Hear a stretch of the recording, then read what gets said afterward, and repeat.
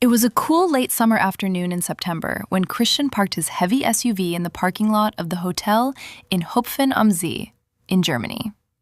55 years old, with graying temples, he was still the man who had built his company from almost nothing 28 years ago. Today, he employed 70 people, had 2 adult children, and a secret account in Switzerland. And yet, he felt like everything was slipping away. His secretary had almost begged him, "Boss, just go. 4 days in the Allgäu. No phone, no emails."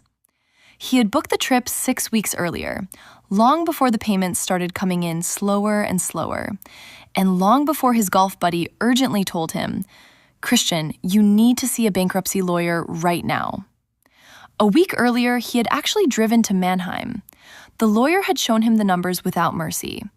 Not insolvent yet, but if it continues like this for 2 more weeks, it's over. That evening, Christian had gone through the balance sheets with his secretary deep into the night.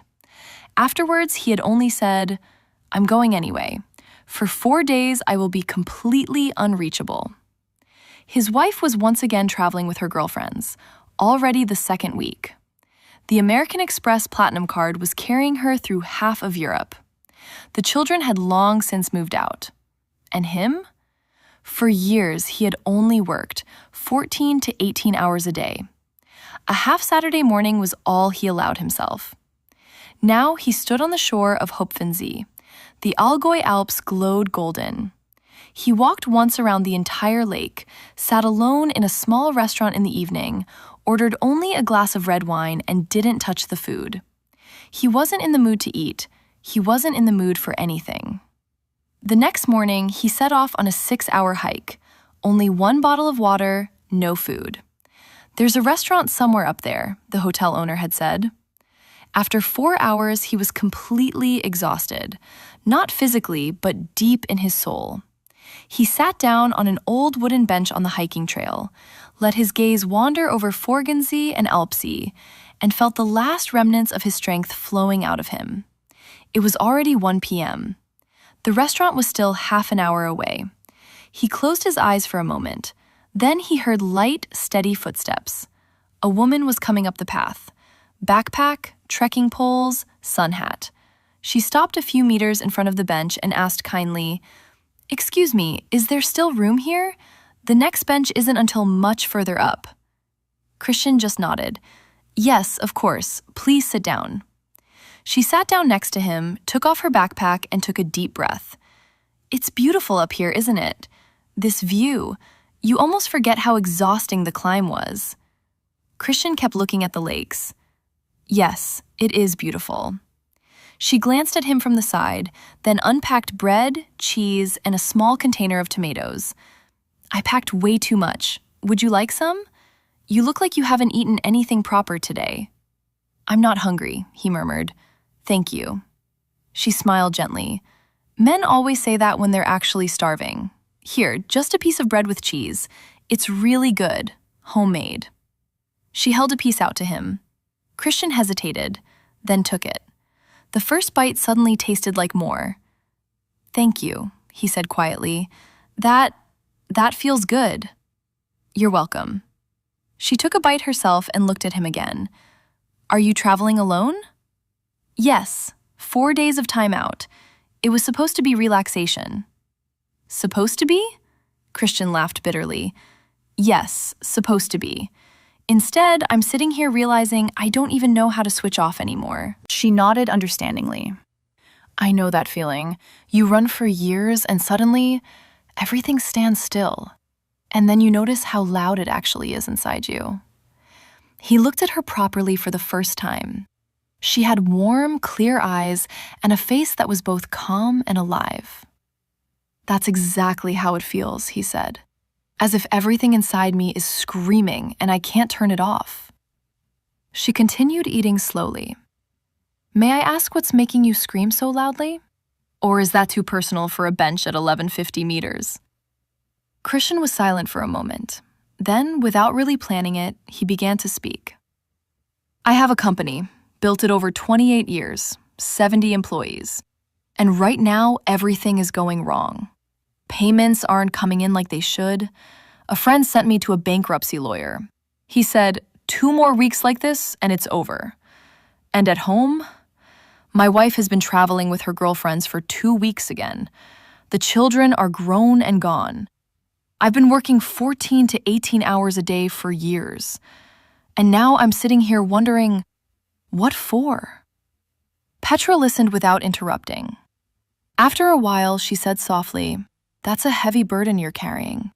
Alone, without anyone asking how you're really doing." He nodded. For the first time in a long time, he felt that someone was truly hearing him. "And you?" he asked. "Why are you up here alone?"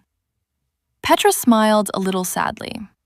"Similar to you, I was married. The divorce came 4 years ago. It was ugly. I lost a lot, not just materially, also trust. Afterwards, I was pretty broken. But then 2 good friends caught me. Through them, I found something that gives me strength today." "And what is that?"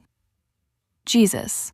I know it sounds strange to many people at first, but for me, it was like coming home. Since then, I can look forward. Not because everything is easy, but because I'm no longer alone." Christian looked at her. "I don't have anything to do with church and all that stuff. Too many so-called Christians have tried to cheat me in business. Pious on Sunday, ruthless on Monday." Petra laughed quietly, but not mockingly. "I know that too, unfortunately. But that's not Jesus. Those are people using his name. Jesus himself was completely different. He sat with the people who were at the end, with those who had lost everything, just like you right now." She looked directly at him. "May I tell you something?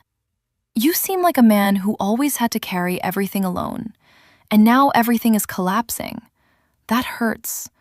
But sometimes things have to collapse so that something new can begin." Christian was silent for a long time. Then he said softly, "That sounds almost too good to be true." "It's not always beautiful," Petra answered honestly, "but it is true. And there is someone who is exactly there in such moments." She unpacked another piece of bread and held it out to him. "Here, take another one. And if you like, we have the same destination today. Shall we walk the rest of the way together? Talking sometimes helps more than brooding alone." Christian looked at her. In her eyes, there was no curiosity, no pity, only genuine warmth. "Yes," he said finally. "I would really like that." They stood up. Petra shouldered her backpack and smiled at him. "Then let's go. And feel free to keep talking. I'm listening." They walked side by side along the narrow path. The wind brushed through the grass. Christian continued talking about the sleepless nights, about the fear for his employees, about the feeling of having failed. Petra listened, asked short questions now and then, nodded or said softly, "That must have been terrible," or "I can imagine how alone you felt." At some point, after a good half hour, she said gently, "You know what helped me in my darkest time? Realizing that I don't have to control everything, that there is someone greater than my problems." Christian smiled properly for the first time. "You don't give up easily, do you?" Petra laughed. "No, and I don't think you do either. Otherwise, you wouldn't be up here." They talked on until they reached the mountain station. The descent felt lighter than the ascent. Not just because of the path, but because suddenly someone was walking beside him who understood him. In the evening, they ate together in a small guest house.